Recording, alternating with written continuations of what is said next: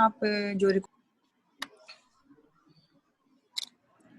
Good morning students, आज हमारा unit 3 का एक टॉपिक हम स्टार्ट कर रहे हैं।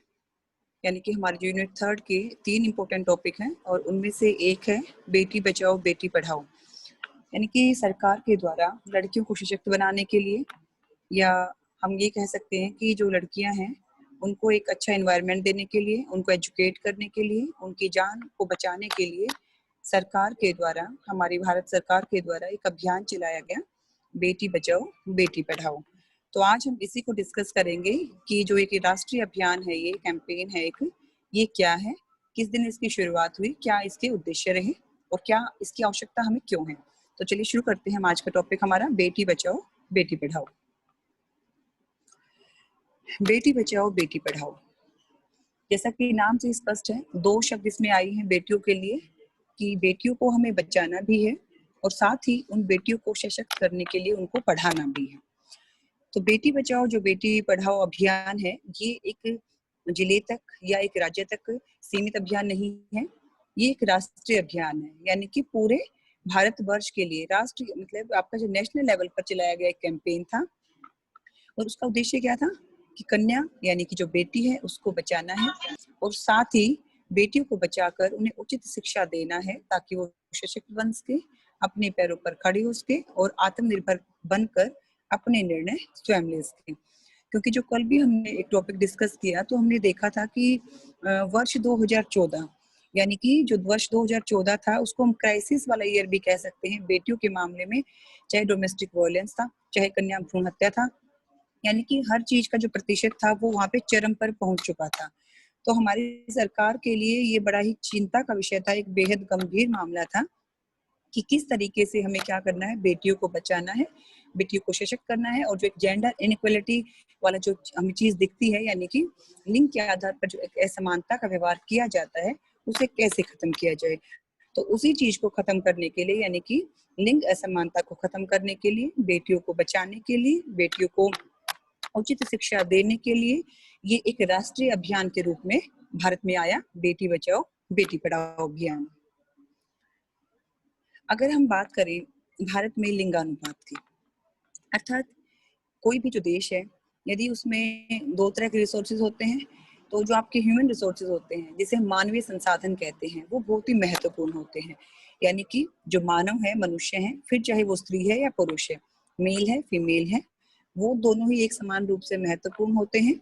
और जब वो महत्वपूर्ण होते हैं तो देश के विकास में दोनों ही क्या करते हैं, अपनी महत्वपूर्ण भूमिका निभाते हैं। तो जो मानवीय संसाधन के रूप में जो महिलाएं हैं, जो बेटियां हैं, जो स्त्रियां हैं, वो भी उतनी ही महत्वपूर्ण है जितने की पुरुष हैं। लेकिन दिक्कत क्या आ रही थी कि हमारे देश में, हमारे भारतवर्ष में पुरुषों की तुलना में महिलाओं की संख्या में कमी होती जा रही थी। और यदि हम 0 से 6 वर्ष तक के बीच के डाटा देखते हैं, आंकड़े देखते हैं, तो 1961 से, यानी जैसे हम स्वतंत्र हुए उसके कुछ ही वर्षों के बाद से, मतलब लड़कों की तुलना में जो लड़कियों का प्रतिशत है वो लगातार कम होता जा रहा था। जैसे कि आपको टेबल में भी दिख रहा है कि यदि हम 1981 की बात करें तो 1000 लड़कों की तुलना में जो लड़कियों की संख्या थी वो 962 थी। 1991 में वो और कम हो गई 945। 2001 में वो आंकड़े और भी चिंता के थे, यानी कि 1000 लड़कों के ऊपर जो लड़कियों की संख्या थी वो 927 रह गई थी। और वर्ष 2011 में वो और कम होकर, यानी कि और भी घटकर 914 हो गई थी। यानी जो हमारा भारतवर्ष है, इसमें जो लिंग अनुपात है, लड़कों की तुलना में जो लड़कियों का लिंग अनुपात है वो कम होता जा रहा था, उनकी संख्या कम होती जा रही थी, जो बेहद चिंता का विषय था। क्योंकि हम सब जानते हैं कि जो लड़कियां हैं, जो महिलाएं हैं, वो भी एक मानवीय संसाधन के रूप में न सिर्फ अपने घर में, अब समाज में, बल्कि राष्ट्र की विकास में, हम कह सकते हैं उन्नति में, कह सकते हैं एक बहुत ही महत्वपूर्ण भूमिका निभाती है। अगर हरियाणा की अगर हम बात करें तो हरियाणा में जो लिंग अनुपात था वो 2011 की जब जनगणना हुई थी, उसके अनुसार 1000 लड़कों पर 833 लड़कियां थी। यानी कि और भी चौंकाने वाले और भी गंभीर आंकड़े थे कि लड़कों की अपेक्षा लड़कियां बहुत ही, उनकी संख्या कम है। और उसके पीछे क्या था, उसके पीछे एक बहुत ही घिनौनी साजिश चल रही थी कि लड़कियां चाहते नहीं थे और कन्या भ्रूण हत्या, यानी कि पहले ही जब एक बच्चा जन्म लेता है, उसके पहले ही उसको अल्ट्रासाउंड मशीनों के द्वारा, इस विज्ञान की तकनीक के द्वारा ये पता चला के कि भी पेट गर्भ में बेटा है या बेटी। यदि बेटी होती थी तो उसे जन्म से पहले ही मरवा दिया जाता था, जिसका मतलब रिजल्ट क्या निकले कि जो लड़कियां हैं उनकी संख्या बहुत ही कम होने लगी। और इस प्रकार से हरियाणा में ये जो स्थिति थी ये और भी दिक्कत वाली थी, या हम कह सकते हैं गंभीर चुनौती बन गई थी। अगर हम यूनिसेफ की रिपोर्ट की बात करें तो 2012 में 195 देशों में से भारत को 141वां स्थान मिला। यानी कि 195 कंट्रीज में से जो बेटियों की सुरक्षा, बेटियों को बचाने वाली जो चीज थी, वहां पर भारत काफी पिछड़ा हुआ था और 141वां स्थान उसे प्राप्त हुआ था। ये चीज भी क्या शो कर रहा था कि भारत में बेटियों की सुरक्षा नहीं है, यानी बेटियों को पसंद नहीं किया जा रहा, बेटियों को जन्म से पहले मरवा दिया जा रहा है, या उनको शिक्षा के उचित अवसर नहीं दिए जा रहे हैं। और इतनी जो एक जो स्थान था, जो गिरावट आ रही थी, इसमें क्या था, महिलाओं के सशक्तिकरण की कमी का संकेत था। महिलाएं सशक्त कब होंगी? जब आप उन्हें बचाएंगे, जब आप उन्हें equal rights and equal opportunities देंगे, वो सशक्त होंगी और अपना काम करेंगी। वो आत्मनिर्णय के जितने भी उनके डिसीजन है वो खुद ले सके, आत्मनिर्भर हो सके। लेकिन ऐसा भारत में देखने को नहीं मिल रहा था वर्ष 2012 तक भी। तो इसी चीज को खत्म करने के लिए और महिलाओं को सशक्त करने के लिए, ठीक है, महिलाओं को सशक्त करने के लिए, महिलाओं को शिक्षित करने के लिए, महिला बेटियों की सुरक्षा के लिए हमारे जो प्रधानमंत्री थे उस समय, प्रधानमंत्री नरेंद्र मोदी जी, उन्होंने कहा, उन्होंने एक आह्वान किया पूरे देश का कि कन्या के जन्म का उत्सव मनाएं। हमें अपनी बेटियों पर बेटों की तरह गर्व होना चाहिए। अपनी बेटी के जन्म उत्सव पर आप 5 पेड़ लगाएं। अर्थात जब देश का प्रधानमंत्री आह्वान करता है समस्त देशवासियों को, तो कहीं ना कहीं वो चिंता का विषय होता है। और जब वो साथ मांगता है कि हमें अपनी बेटियों को बचाना है, साथ ही जब मतलब बेटों की तरह उस पर क्या करना है, गर्व भी करना है। यदि हम बेटों की तरह गर्व करेंगे तो क्या होगा, कहीं ना कहीं हम बेटियों को समान अवसर दे रहे हैं। तो इस प्रकार से बेटी बचाओ बेटी पढ़ाओ जो योजना है, उसका जो शुभारंभ है, यानी कि उसकी जो शुरुआत है, वो हरियाणा से हुई। भारत सरकार के द्वारा, जो हमारे केंद्र सरकार के द्वारा बेटी बचाओ बेटी पढ़ाओ योजना का जो शुभारंभ है, यानी कि शुरुआत है, हमारे माननीय प्रधानमंत्री श्री नरेंद्र मोदी जी ने 22 जनवरी 2015 को हरियाणा के पानीपत शहर से की। कारण क्या थे, यानी कि इसको शुरू करने का उद्देश्य क्या था कि लिंग अनुपात में संतुलन लाया जाए, कि जो एक लिंग अनुपात में जो असंतुलन चल रहा है, लड़कों की अपेक्षा लड़कियां कम हो रही हैं, उसमें बैलेंस लाया जाए, उसे संतुलित बनाया जाए। जो घटती कन्या है, यानी कि जो घटती कन्या शिशु है, उसको बढ़ाया जाए।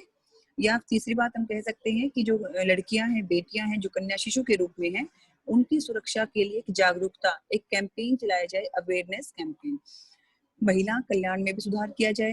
अर्थात जब बेटियां बचेंगी, जब बेटियां सशक्त होंगी, वो पढ़ाई करेंगी, तो अपने आप ही जो महिलाओं से संबंधित जितने वेलफेयर के काम है वो अपने आप ही हो जाएगा। और ये क्या है, ये आज की आवश्यकता थी। भारत के परिवेश में जिस हिसाब से बेटियां कम होती जा रही थी, और ये सबको पता है कि सिर्फ बेटों ही बेटों से हम संसार को नहीं चला सकते हैं। हमें जितनी बेटों की आवश्यकता है उतनी ही बेटियों की भी आवश्यकता है। आवश्यकता क्या थी कि समाज में बेटियों के स्तर में सुधार लाना। और इसके लिए क्या करना था सरकार को, कन्या भ्रूण हत्या यानी कि जो फीमेल फर्टिसाइड है उसको रोकना था, लिंग समानता के लक्ष्य को प्राप्त करना था, जिसे हम जेंडर इक्वलिटी कहते हैं, उस चीज को हमें प्राप्त करना था। लड़कों के समान ही लड़कियों को, यानी कि बेटों के समान बेटियों को भी समान अधिकार और अवसर देने थे। साथ ही लड़कियों को प्रत्येक क्षेत्र में अहमियत भी देनी थी। और इस प्रकार से इस योजना को पूरे देश को समर्पित करते हुए हमारे जो प्रधानमंत्री जी थे, उन्होंने सभी देशवासियों का आह्वान किया, सभी को एकजुट होकर, कि भी जो लड़कियों की कमी हो रही है, जो जनसंख्या को संतुलित करने का एक संकल्प लिया। और 22 जनवरी 2015 को पानीपत से इसकी शुरुआत की। इस योजना को बेटी बचाओ बेटी पढ़ाओ जो योजना थी, इसमें महिला और बाल विकास मंत्रालय, स्वास्थ्य परिवार कल्याण मंत्रालय और जो एचआरडी है हमारा, यानी कि जो मानव संसाधन मंत्रालय, इन तीनों के द्वारा मिलकर इस कार्यभार को संभाला गया। और इस सोच के साथ कि हमें समाज की सोच में परिवर्तन लाना है। जो एक ट्रेडिशंस यहाँ पे चली हुई है, यानी कि बेटियों को शुभ नहीं माना जाता, बेटियों के जन्म पर उत्सव नहीं मनाए जाते, बेटियों को कमजोर माना जाता है, उन्हें निर्णय लेने की शक्ति नहीं दी जाती, ये जो एक मतलब घिनौनी सोच है, यानी कि जो एक परंपरागत सोच है, इसमें परिवर्तन लाने के लिए इन तीनों मंत्रालयों ने इकट्ठा होकर इस चीज को, इस अभियान को आगे बढ़ाने के लिए, इसे शुरू करने के लिए पहल की।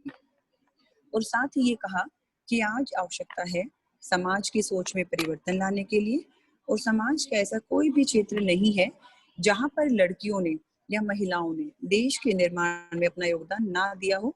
तो इस प्रकार से ये बहुत ही अच्छी पहल थी। कोई एक बच्चा मुझे बताए, एम आई ऑडिबल? आवाज आ रही है आपको? Yes ma'am. ओके बेटा। अब देखते हैं जो बेटी बचाओ बेटी पढ़ाओ योजना है, इसके तहत यानी कि इस चीज को प्रमोट करने के लिए, बेटियों को बचाने के लिए सरकार के द्वारा एक नई स्कीम चलाई गई, एक नई योजना शुरू की गई, जिसे सुकन्या समृद्धि योजना के नाम से जाना जाता है। और इसको अटैच कहाँ कर दिया? बेटी बचाओ बेटी पढ़ाओ योजना। इसकी जो शुरुआत है वो भी 21 जनवरी 2015 को शुरू की। और शुरुआत में मतलब कुछ ऐसे बेनिफिट्स दिए ताकि जो एक व्यक्ति जो बेटी को बोझ मानता था, यानी कि बेटी के जन्म होते ही उसको लगता था कि भी मुझे तो इसका दहेज जोड़ना है, मुझे कैसे मैं पढ़ाऊंगा, कैसे मैं इसका पालन पोषण करूंगा, उन चीजों को रिलैक्स करने के लिए बहुत अच्छी स्कीम शुरू की, जिसे सुकन्या समृद्धि योजना कहा गया। ये योजना क्या है? इसमें 10 साल तक की आयु की सभी बालिकाएं, यानी कि जो सभी बच्चियां हैं, लड़कियां हैं, उन सबको कन्या भ्रूण